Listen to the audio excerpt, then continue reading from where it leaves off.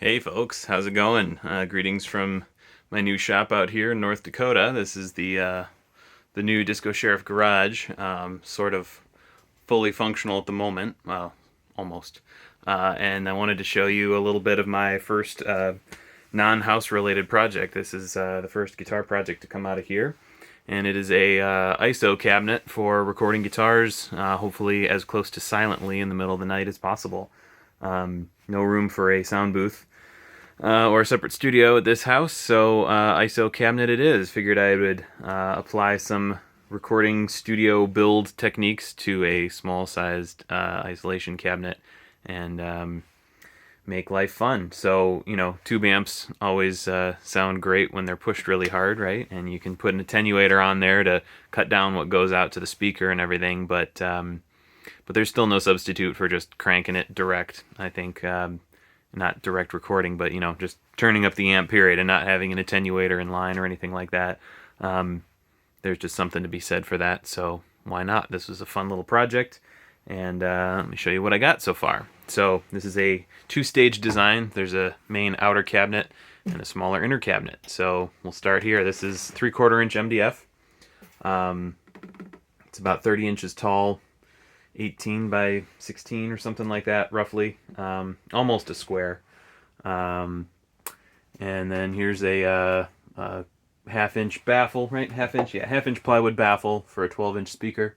The rear chamber is about 2¼ cubic feet or so, which is kind of on the larger size for a single 12 sealed back. Obviously, there's some that are that size, but usually it's a bit smaller.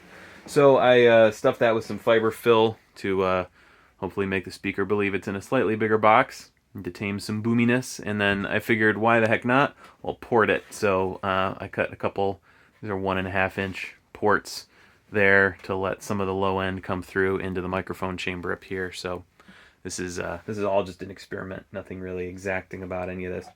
So then the mic chamber up here is just deadened with some moving blankets. We'll see how well that works. I don't have any rigid fiberglass or 703 laying around, so figured I'd just try that, see what happens. But this chamber is a little bit bigger, probably about 2.5 cubic feet. And there'll be a little cross member that goes here that can mount 2 microphones on it, so they can slide left and right and forward and back to adjust where they sit on the cone. And then there's 2 XLRs that come through here. So the goal is to be able to, obviously record. So I want 2 microphones, because why not? It's no harder than just mounting one. So they're just going to come through the sidewall here. I've got some panel mount XLRs on order, so the wires won't be sticking out. They'll be just plugging straight to the side. And then at the bottom, there's the 1/4 inch locking Neutrik speaker input. So the inner box will be able to be patched into the outer box so they can be moved separately, because this thing's going to be too heavy on its own. So that's this cabinet. There's a double seal running all the way around. This is just like window weather stripping, you can see there. So there's just a seal that runs around the top, and then a secondary seal, because 2 is better than 1. Here's the lid. It's just a 1/2-inch birch ply with some more 3/4 inch MDF on it for the 2 different seals. So they'll seal at this level and then this level. A couple sheets of 5/8 drywall just to give it some weight. Mass is always your friend when it comes to sound attenuating. And then I just had this chunk of foam laying around. Foam is not my favorite thing in the world for doing acoustic treatment. It's pretty crappy all in all, but I had it, and like I said, I didn't have any fiberglass laying around, so why not? It was almost the perfect size anyway, so I stuck it in there. So this should tame some of the reflections as the speaker fires up. You don't want it bouncing straight back, so this will soak up something all high end. Obviously the low end is going to be acting like a pressure chamber in there anyway, so it's going to be weird. It's not going to sound exactly like recording a regular cabinet, but it'll be silent and it'll be different, and I'll hopefully be in the near field with the microphone, so it should sound all right. So that's the interior box. This sits on top of there, and I think that drywall gives it enough weight to compress the seals enough to where it'll seal up under its own weight. I don't think I need to put latches on this. I don't know. But I just tested it, and just with the sound level meter, A-weighted, I got about 20 dB of reduction just with this cabinet. So the lid off, measured it, and lid on. It's getting from 70 dB with the lid on to 90 with it off. So that's a pretty big difference right off the bat. So Then we've got the second cabinet. This is obviously a lot bigger. This is roughly 40 inches tall, I think. 3/4 inch plywood frame, and then the interior is a layer of 5/8 drywall all the way around and on the bottom.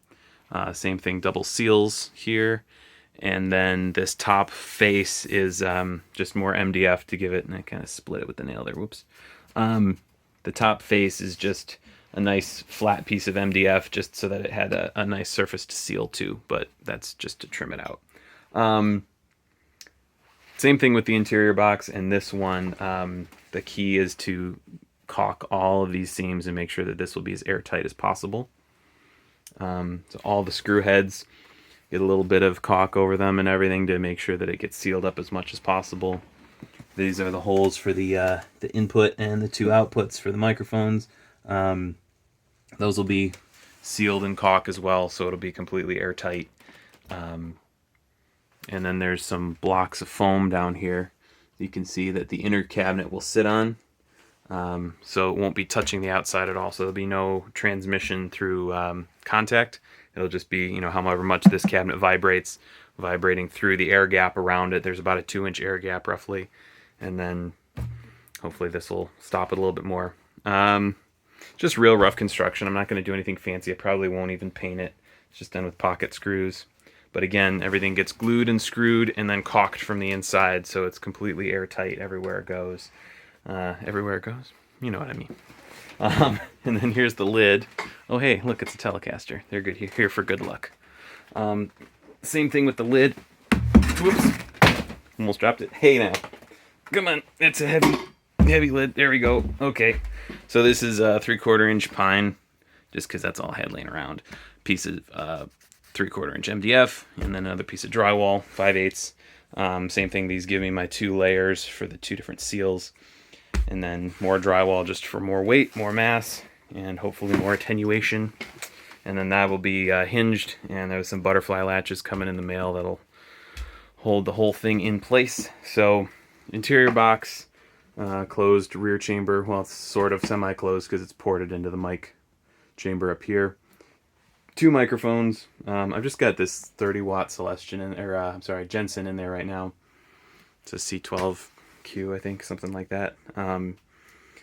But you can have 2 microphones, and then the lid on that, and then that sits in here and gets patched out to these guys, so there's no wire running from one cabinet to the other. They're all on jacks that are sealed from each other, or that are sealed to the outside and then isolated, and then this thing is just floating in there, basically just sitting on those 2 blocks of foam to hold it up, so it shouldn't be transmitting much vibration through it at all. This cabinet's on casters because this thing alone probably weighs about 90 pounds, I think, empty. So as you can see by me trying to pick up that stupid lid, it's also not the lightest thing in the world to move with one hand. But anyway, just a couple probably cabinet handles on the side here, and then draw latches to hold the whole thing together. And I'm hoping that this will give me another roughly 20 dB of reduction. So if I can get 40 dB of reduction out, I will be a happy camper. I'm just guessing that that's what I'm going to get. Hopefully it's a little bit more than that, but probably going to upgrade the speaker to a little higher wattage so I can put any amp on the front end of it without worrying about blowing up the driver. But for now, this thing will do. And I don't have a ton of high wattage amps anyway, so I don't really have any anyway. So, you know, it's kind of a bummer because you're stuck with the one cabinet and the one driver and the one sound, but, you know, I'll find something that works, and then be able to record hopefully well into the middle of the night without making any noise. And like I said, it was a fun project, fun experiment. It's not done yet, so I'll keep you posted on how it goes, but that's basically the principle. Tried to use a bunch of different materials, so each material has a different thickness, a different resonance, different impedance technically. So hopefully by mismatching them, I'll get even more attenuation overall. So combination of MDF, plywood, drywall. Drywall is great because it's so heavy, and I just got little handy panels that were already close to the right size and just knocked them down and went in really quickly. It's taken me a couple days, but you know, 2 long days and you could build something like this. The whole thing, I would say, with the driver and all that, is going to be under $300. So that's not too shabby all in all. It's not going to look pretty, but it's going to sit in a closet and maybe even have, some more blankets or, something heavy draped over it to isolate the, the cabinet itself a little bit more, but shouldn't even need it. You can hear it resonates a little bit. It's got a little bit of a peak there. 400 hertz, maybe. I don't know. Something. Tell me in the comments. But anyway, it's got a little low mid ring there that I might try and get out by adding some more damping to this to the inside of this. Because again, the lower the resonant frequency of this, hopefully the less sound transmission gets through. So I don't know. We'll see. We'll see what happens. I think it'll be a good addition to the studio. So thanks for watching. Thanks for listening to me ramble. And I will see you all very soon. Take care. Bye.